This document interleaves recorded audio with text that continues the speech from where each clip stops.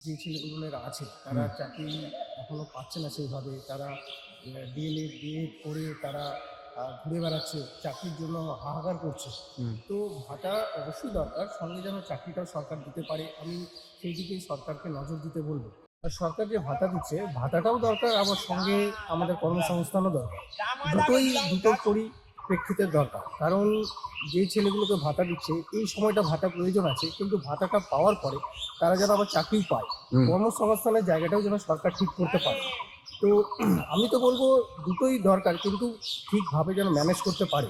গভর্নমেন্টের কিছু কিছু ক্ষেত্রে দেখছি সেটাকে ম্যানেজ করতে ব্যর্থ হচ্ছে। তো সেই জায়গাগুলো আমার মনে হয় যদি আরও ঠিক করা যায় তাহলে হুম। আরও বেটার হবে।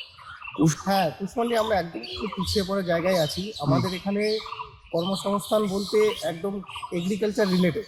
আচ্ছা। এই জাতীয় যদি কিছু আমাদের এখানে গড়ে তোলা যায় তাহলে অবশ্যই কর্মসংস্থান হবে। হ্যাঁ, কর্মসংস্থান হোক, সেটা তো সবসময় আমরা আমাদের হায়ার অথরিটিকে জানিয়েছি। হুম, ওনারাও চেষ্টা করছেন হুম। নিজেদের যেটা সুবিধা হচ্ছে সেই অনুযায়ী দেওয়ার। তো তাতে কিছু জায়গায় ওনারাও দিতে পারছেন, আবার কিছু জায়গায় গড়ে উঠতে পারছে না। ধন্যবাদ।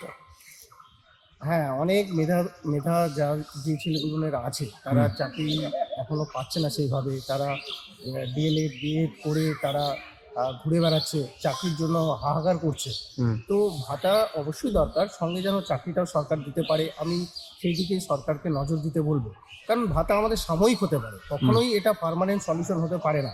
আচ্ছা। ভাতা দিক, একটা নির্দিষ্ট সময় পর্যন্ত দিক, তারপর সরকার যেন কর্মসংস্থানের ব্যবস্থা করতে পারে, সেই দিকেই সরকারকে নজর দিতে হবে।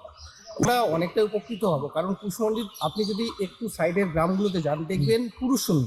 হুম, আমাদের কর্মসংস্থানের জন্য কাউকে বেঙ্গলের বাইরে যেতে হচ্ছে, তো অবশ্যই তারা বাড়িতে থাকতে পারবে।